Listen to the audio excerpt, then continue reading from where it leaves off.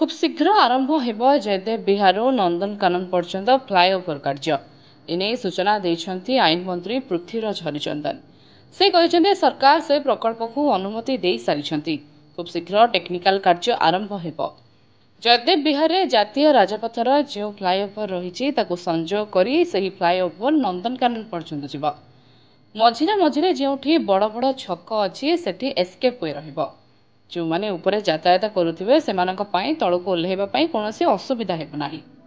सब दृष्टि को आखि आगे रखी योजना करा जायछि। सेठी जो रास्ता तळे चलीछि ताहा ऊपर मध्य 4 लेन विशिष्ट रास्ता निर्माण हेब। एही रास्ता आगामी दिन में भुवनेश्वर लाइफ लाइन हेब। आमे आशा रखुछु 2027-28 सुधा एही प्रकल्परू बड़ भाग आमे शेष कर दैथिबो। वर्तमान एही योजना नहीं कार्य करा जाउछि।